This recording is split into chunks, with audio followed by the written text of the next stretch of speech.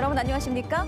건설 현장의 일자리 문제를 놓고 민주노총과 한국노총 소속 지부 조합원들이 서로 가까운 거리에서 동시에 집회를 벌였습니다. 이건 좀 이례적인 모습이죠. 각자 자신 소속의 노조원들을 고용해달라고 요구한 건데요. 다행히 충돌은 없었습니다. 김윤아 기자가 보도합니다. 오는 2021년 11월 완공 예정인 1,700여 세대 아파트를 짓기 위해 터파기 공사가 시작된 동래구의 한 재개발 정비구역. 공사장 앞에 민주노총 불경 타워크레인 지부 조합원 100여 명이 모였습니다. 이들의 요구는 안정된 고용, 노조원 360여 명 가운데 절반 정도가 일을 못해 실직 위기에 있다며 생존권 사수를 위해 지역 업체 선정은 반드시 이루어져야 한다고 주장합니다. 대규모 대형 건설사에서 1년 6개월에서 2년 이런 식으로 계속적으로 실업 상태가 계속되고 있습니다. 미팅을 해서 우리 지역에 이렇게 담담한 현실을 좀 알리고 같은 시각 50m 떨어진 맞은편에선 한국노총 타워크레인 조종사 노조원들이 모여 조합원 고용을 촉구하고 나섰습니다. 건설사가 공기 단축을 위해 경력이 부족한 비노조원을 저임금으로 고용하고 노노 갈등까지 일으키고 있다고 주장합니다. 지역 주민들을 위한 그리고 이 지역에 살고 있는 우리 타워가 섰을 때 우리 타워 기사는 당연하게 우리 지역 주민들, 우리 한국노총에 있는 우리 인원들이 들어가야 된다는 게 첫 번째. 양대 노총이 같은 날 비슷한 장소에서 동시에 집회를 여는 것은 흔치 않은 일입니다. 그만큼 고용 문제가 절박하고 절실하다는 것을 보여준 겁니다. 고용을 두고 건설사가 아직 입장 표명을 하지 않은 터라 물리적 충돌은 없었습니다. 두 노총은 현장 집회를 한 달 이상 이어가기로 했습니다. MBC 뉴스 김윤아입니다. 요즘 워낙 고용난이 심각하다 보니 일자리를 구하기 위해서 해외로 눈을 돌리는 분도 많은 상황인데요. 한 취업 중개업체가 소개비만 받고 잠적하면서 경찰이 수사에 나섰습니다. 피해자만 수십 명에 이르는데 주로 일자리를 찾던 절박한 중장년층이 주요 대상이었습니다. 송광모 기자입니다. 선언일을 하다 5년 전 그만둔 김모 씨. 고용 한파에 해외 일자리로 눈을 돌렸던 김 씨는 마지막 희망마저 사라질 처지입니다. 고수익을 준다는 광고에 속아 해외 취업 중개업체에 돈만 뜯긴 겁니다. 기대를 굉장히 많이 했었어요. 여기에다가 할 때. 이게 하나의 돌파구가 될 것 같기도 하고 지금 제 나이 반갑인데. 첫 달 급여로 중개료를 내면 된다던 업체는 숙박비도 필요하다며 돈을 요구했고 지푸라기라도 잡는 심정으로 어렵게 번 300만 원을 내놨습니다. 그러나 출국 당일 업체는 돈만 받은 채 잠적했습니다. 집에서 인사 다 하고 또 한 사람은 또 제 눈앞에서 가족들하고 와이프랑 모친인가 갔다 올게요 하고 인사하고 하는. 경찰은 해외 취업 사기 피해자가 30여 명, 피해액만 1억 5천만 원 이상일 것으로 추정하고 있습니다. 대부분 5, 60대로 당장 일자리가 필요한 절박한 사람들이었습니다. 길을 걷다 보면 해외 일자리 정보가 담긴 게시판 글이나 광고지를 흔히 볼 수 있습니다. 하지만 이런 정보를 이용할 땐 세심한 주의가 필요합니다. 취업 중개업체를 찾을 땐 반드시 고용노동부 허가를 받은 곳인지 확인해야 합니다. 허가업체는 보험에 가입해야 하기 때문에 문제가 생겨도 피해 보상이 가능하기 때문입니다. 사무소 같은 가면은 다 이렇게 있거든요. 유료지급 소개사업 이런 허가증이라든가 이런 게. 그 노동부에서 심사를 해가지고 그런 보증보험이라든지 이런 걸 다 가입을 하게끔 한 다음에 내주는 거거든요. 공식 통계에 잡힌 해외 취업자 수만 5천여 명. 지난 4년 사이 4배 이상 증가했습니다. MBC 뉴스 송광모입니다. 100년 전 오늘이 혹시 무슨 날인지 아십니까?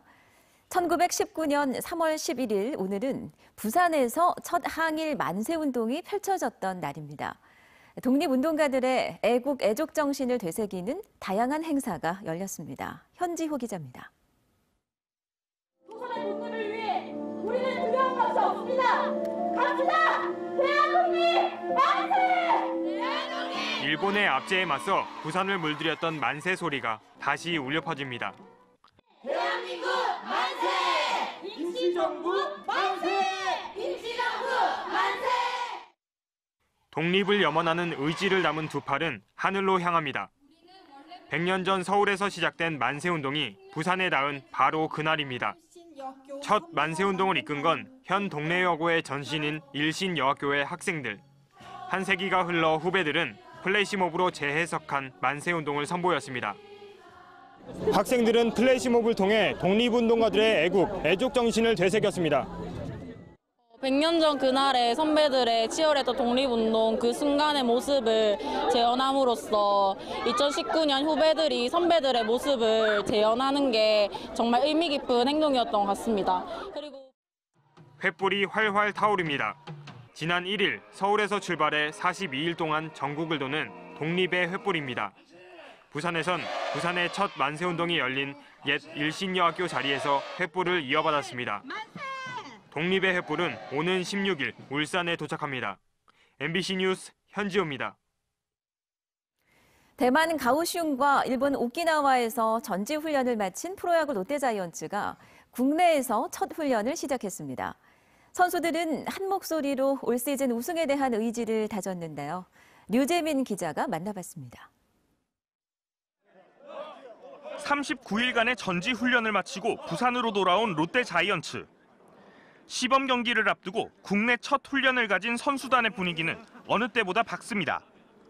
지난 시즌 가을 야구 진출에 실패했지만 올 시즌엔 반드시 서륙하겠다는 각오입니다. 정말 재밌게 그리고 지루하지 않는 그런 캠프를 보낼 수 있었고 개인적으로는 제가 정말 느낌이 좋습니다. 느낌이 좋은데 이 느낌이 정말 현실이 될 수 있었으면 좋겠습니다. 롯데의 전지 훈련 기간 10경기 성적은 4승 4패 2무.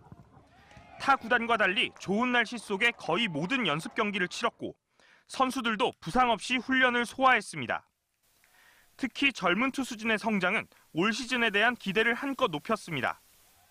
예전에 좀 제구가 불안했던 친구들은 그 제구력에서 눈에 띄게 향상이 된 건 분명히 느꼈고요.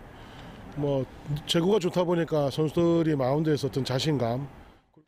하지만 좋은 결과를 위해 풀어야 할 숙제도 있습니다. 지난 시즌 롯데 마운드를 책임졌던 노경은과의 재계약이 실패한 만큼 투수 윤성빈과 송승준, 김건국이 경합을 벌이는 5선발 자리 메우기를 완성해야 합니다. 3명의 포수가 경쟁하는 주전 안방마님도 시범 경기 때 결정해야 합니다. 새로 영입한 메이저리그 이루수 아수아에와 투수 제이크 톰슨의 활약 여부도 관건입니다. 이제 롯데자이언츠의 올 시즌을 향한 본격적인 준비가 시작됐습니다. 오는 23일 시즌 개막을 앞두고 8일 동안의 시범 경기에서 전력의 윤곽이 나올 전망입니다. MBC 뉴스 류재민입니다.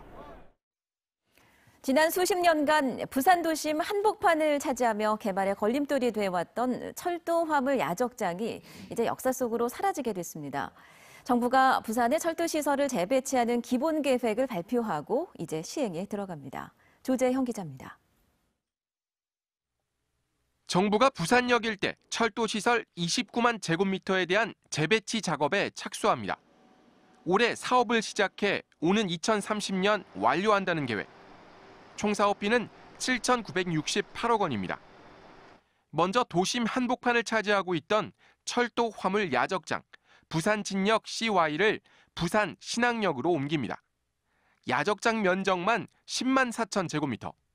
북항 재개발과 원도심의 발전에도 숨통이 트일 전망입니다. 부산역은 KTX와 SRT 등 고속열차 전용역이 되고 부전역은 일반 열차 전용역으로 바뀝니다. 이렇게 되면 부산역에는 매일 129회, 부전역에는 매일 150회의 열차가 운행할 것으로 예상됩니다. 경부선 냉정에서 범일 사이 5.6km 구간은 이설대, 가야선으로 통합됩니다.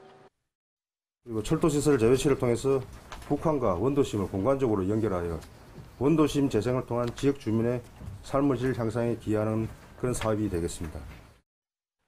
부산시는 이번 철도 재배치 사업의 경제적 파급 효과가 1조 3,453억 원에 이를 것으로 기대하고 있습니다. 이와 함께 부산역이 유라시아 철도의 출발역으로서 기능을 갖추게 돼 부산이 대륙과 해양을 잇는 유라시아 관문 도시로 도약할 것으로 기대하고 있습니다. MBC 뉴스 조지영입니다. 회사 측과의 집중 교섭에서 합의점을 찾지 못한 르노 삼성차 노조가 오늘 오전 11시 주간 근무자부터 부분 파업에 들어갔습니다. 르노 삼성차 노사는 지난 8일 자정을 넘기면서까지 임단협 협상을 벌였지만 작업 전환 배치와 추가 인력 채용 등을 놓고 입장차를 좁히지 못해 협상이 결렬됐습니다. 승악산에 이어서 황령산에서도 산사태가 발생할 가능성이 높다는 연구 결과가 나왔습니다. 한국지질자원연구원은 지난 5년 동안의 조사 결과 황령산은 이번에 토사바위가 쏟아져 내린 승악산보다도 토층에 빈 공간이 많아 대형 산사태 발생 가능성이 높은 것으로 나타났다고 밝혔습니다.